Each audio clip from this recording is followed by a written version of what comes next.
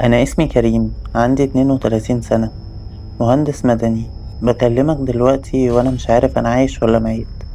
اللي هحكيهولك ده حصل معايا شهر 11 اللي فات. شاليه العيلة بتاعتنا اللي في مارينا.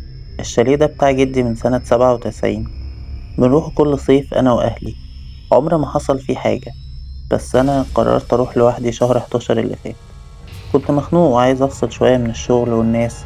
قلت أقعدلي أسبوع هناك، هدوء وبعيد عن الدنيا. الليلة الأولى، يوم الأربع 5 نوفمبر. وصلت مارينا كانت الساعة 9 بالليل. الدنيا كانت فاضية ميتة. شهر 11 ده مفيهوش بني آدم، الهوا بيبقى ساقع وصوت البحر يخوف بالليل. فتحت الشاليه بالكارت، ريحة التراب ضربت في وشي. النور اشتغل بس اللمض الصفرا هناك كانت بتترعش. حطيت شنطتي وقلت أدخل أخد شاور سخن كده وأظبط نفسي. وأنا تحت المية سمعت صوت رن التليفون أرضي. الشاليه أصلا مفيهوش تليفون أرضي من 10 سنين احنا وقفناه. طلعت بالفوطة وهي ملفوفة حواليا. قلبي كان بيدق.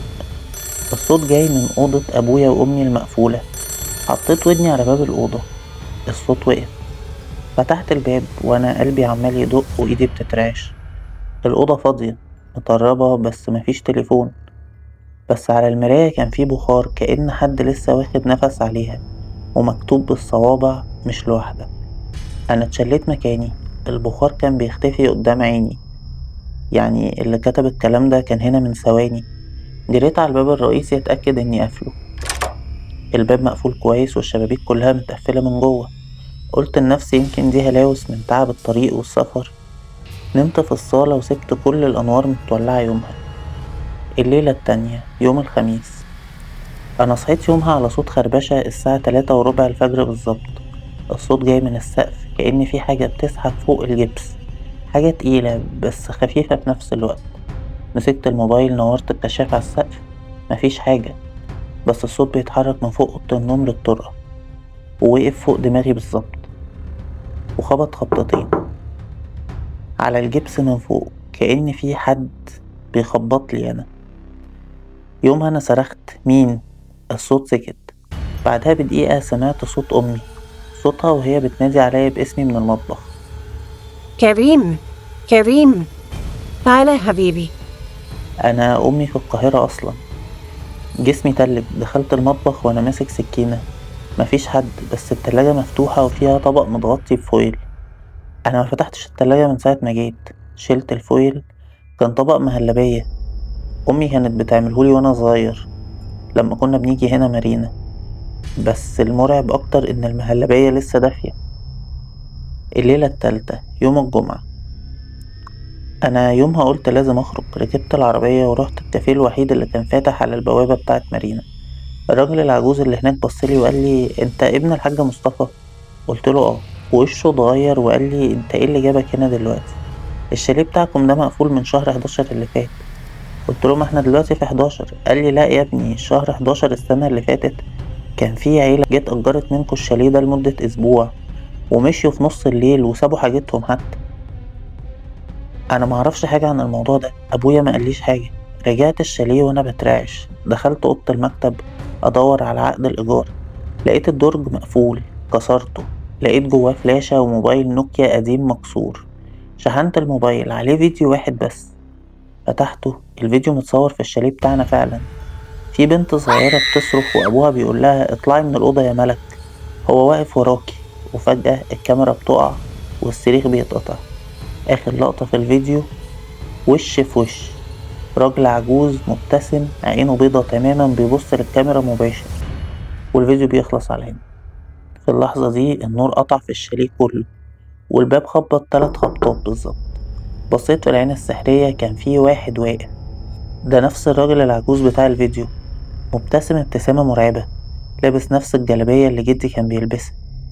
همس من ورا الباب: افتح يا جميل، انا جدك. بس أنا جدي مات سنة 2005. بعد كده اختفى.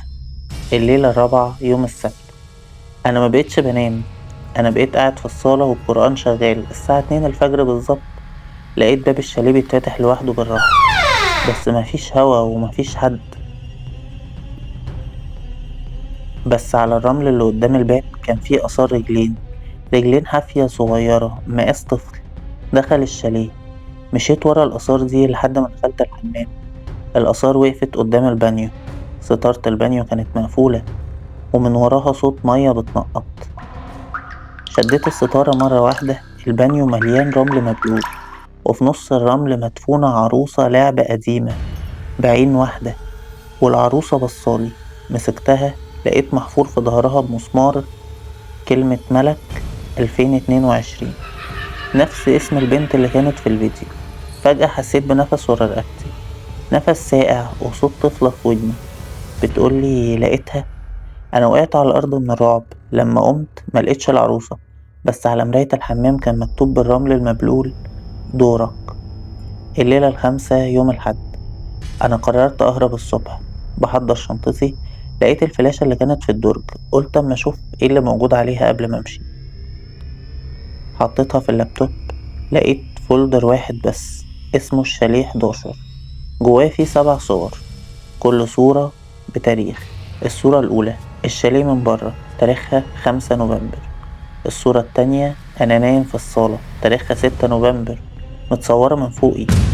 الصورة التالتة أنا في المطبخ، ظهري للكاميرا. الصورة الرابعة وأنا بفتح الدرج. أنا اتشليت، مين اللي كان بيصورني؟ فتحت الصورة الخامسة، تاريخها بكرة. الصورة ليا وأنا مربوط في كرسي السفرة، بقي متكمم وورايا واقف الراجل العجوز أبو عين بيضة. الصورة السادسة التاريخ اليوم اللي بعده، الكرسي فاضي وفيه دم. الصورة السابعة كانت صورة سودة تماما. قفلت اللابتوب ورميته، جريت على الباب. الباب مش راضي يتفتح، الكارت مش شغال، الشبابيك كلها كانت متحوطة بحديد من بره. وبعدين سمعت صوت الكرسي اللي في الصالة بيتحرك لوحده، بيتزحلق على الأرض وبيقف في نص الصالة قدامي بالظبط.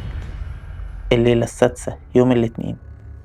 أنا مكلتش من امبارح، التلاجة بقت بتفتح لوحدها كل ساعة، وكل مرة ألاقي فيها طبق جديد، مرة محشي، مرة مكرونة بشاميل.